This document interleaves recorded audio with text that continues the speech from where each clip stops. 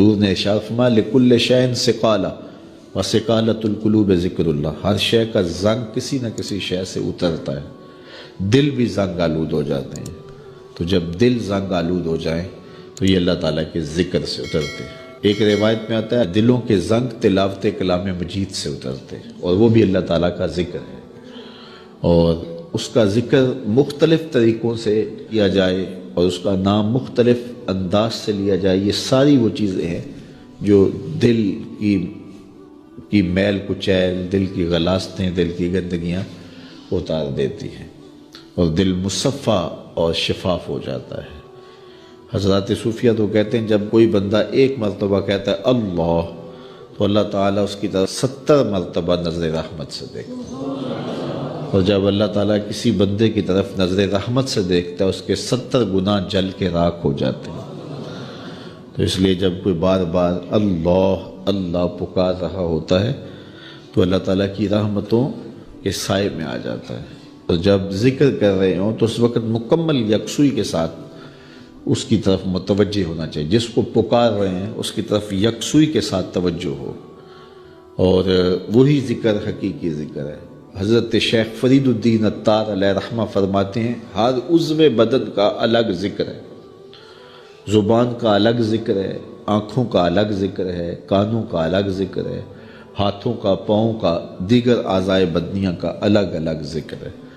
اللہ کی نشانیوں کو دیکھنا یہ آنکھ کا ذکر ہے، استماع قول حق یہ کان کا ذکر ہے، قرآن مجید کی تلاوت کرنا، اس کا نام لینا یہ زبان کا ذکر ہے، دکھیوں کی مدد کرنا یہ ہاتھ کا ذکر ہے، نیک مجالس کی طرف چل کے جانا، مسجد کی طرف سفر کرنا یہ پاؤں کا ذکر ہے۔ تو مختلف اعضائے بدنیاں کا مختلف ذکر ہے، اور ہر وقت جو ہے وہ ذکر کے اندر انسان لگا رہے اور رب کی یاد کے سائے میں اپنی زندگی گزارے۔ یہ اس کی روح کی غذا ہے جو اسے باہم پہنچتی ہے، پھر اس کی روح مرتی نہیں ہے، اس کی روح جو ہے وہ شاد اور آباد رہتی ہے، بیمار نہیں پڑتی، روح کے اوپر زنگ نہیں چڑھتا، وہ پاکیزہ اور مطہر رہتی ہے۔ تو مجھے اور آپ کو اپنی روح کا سامان کرنا چاہیے، اور اللہ کا ذکر پوری یکسوئی کے ساتھ، پوری توجہ کے ساتھ، پورے انہماک کے ساتھ۔ ہمارے صوفیاء نقشبندیہ تو کہتے ہیں جب سالک کہے اللہ، تو جب یہ بندہ پکار رہا ہوتا ہے رب کو، تو رب بندے کی پکار کو سن رہا ہوتا ہے۔ یہاں ایک سوال بھی کیا جاتا ہے، کچھ لوگ ذکر مجرد پر یہ بات کرتے ہیں کہ جب آپ کہتے ہیں اللہ تو اس کے بعد کچھ نہیں کہتے، پھر کہتے ہیں اللہ، پھر کہتے ہیں اللہ، تو جب کسی کو پکارا جائے تو پھر اس کو غرض بھی بتائی جاتی ہے نا۔ آپ مجھے آواز دیں، میرا نام لے کے، تو میں متوجہ ہو جاؤں گا آپ کی طرف، تو پھر آپ مجھے کچھ کہیں گے نا کہ جناب ہم آپ کے پاس آئے ہیں ٹائم لینے کے لیے یا کوئی اور غرض کے لیے، کسی اور مقصد کے لیے، تو وہ آپ غرض بتائیں گے مجھے۔ تو اگر آپ مجھے آواز دیں، مجھے رضا ثاقب کہہ کے پکاریں، اور میں آپ کی طرف توجہ پذیر ہو جاؤں، آپ پھر دوبارہ کہیں رضا ثاقب، تو میں پھر کہوں گا جی، آپ پھر کہیں، تو 2-3 بار کے بعد میں اکتا جاؤں گا کہ میاں بات بھی آگے کرو، مجھے پکار رہے ہو بار بار تو بتاؤ کیا کہنا ہے۔ تو کچھ لوگ اس پہ قیاس کر کے وہ کہتے ہیں جب پکارا جاتا ہے اللہ تو اس کے بعد تم اپنی غرض ہی بیان نہیں کرتے، پھر کہتے ہو اللہ، پھر کہتے ہو اللہ، تو کچھ کہو بھی نا۔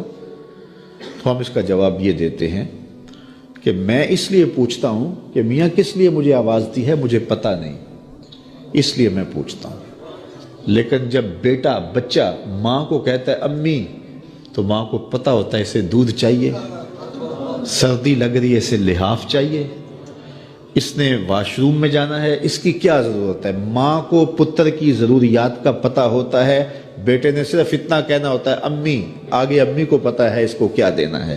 تو بندے کا رب کو پتہ ہے اس کو چاہیے کیا، بندہ کہتا ہے اللہ، رب کو پتہ ہے میرے بندے کو کیا چاہیے۔ اے دلوں کو پھیرنے والے، میرے دل کو اپنے دین پہ ثابت رکھنا۔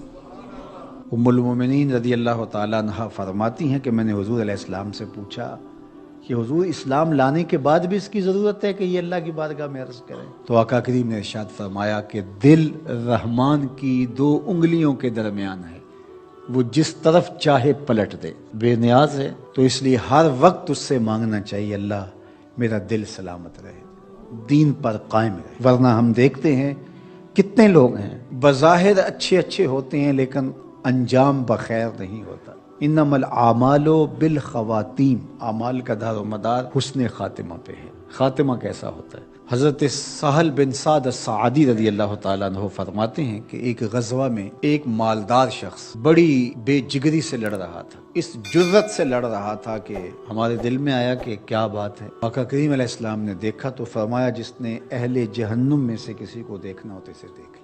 بڑی حیرت ہوئی۔ ایک صحابی کہتے ہیں میں اس کے پیچھے ہو گیا کہ حضور علیہ السلام نے جو فرمایا ہے کوئی وجہ ہوگی تو میں دیکھوں ماجرا کیا ہے۔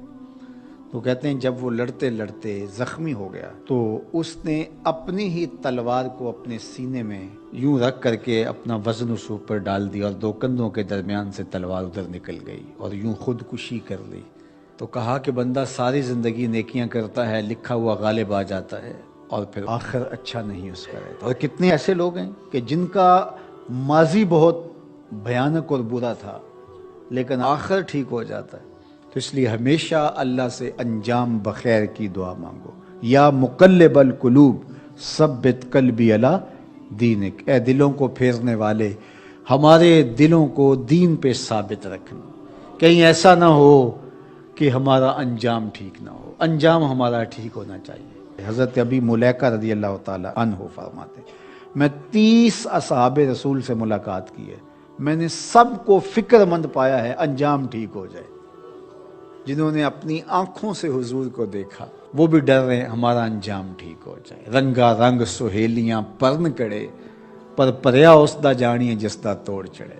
ہمیں ایک اور دعا ترغیب دی گئی قرآن مجید میں اہل ایمان کو، اور وہ کیا؟ ربنا لا تزغ قلوبنا بعد اذ ہدیتنا وہب لنا من لدنک رحمہ انک انت الوہاب۔ اے اللہ ہمارے دلوں کو سیدھا کر دینے کے بعد دوبارہ ٹیڑھا نہ کرنا۔ یہ دل سیدھے ہیں تو سیدھے ہی رہیں، یہ کبھی دوبارہ ٹیڑھے نہ ہوں۔ یہ نرم ہیں تو نرم ہی رہیں، کہیں پتھر نہ ہو جائیں۔ ایمان کے نور سے جگمگا رہے ہیں اللہ، یہ جگمگاتے ہی رہیں، کہیں دوبارہ ان میں ظلمتیں نہ آ جائیں۔ لا تزغ قلوبنا بعد اذ ہدیتنا، ہمارے دلوں کو سیدھا کر دینے کے بعد دوبارہ ٹیڑھا نہ کر دینا۔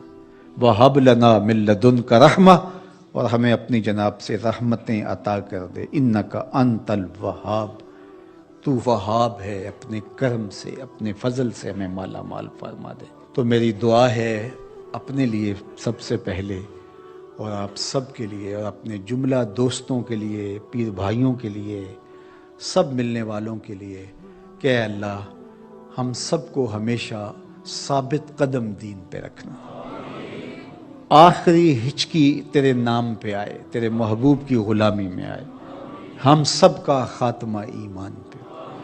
ایک ایک کر کے دوست ہم سے جدا ہو رہے ہیں، ہم بھی اس دنیا پہ مستقل رہنے والے نہیں ہیں، کوچ کر جانے والے ہیں۔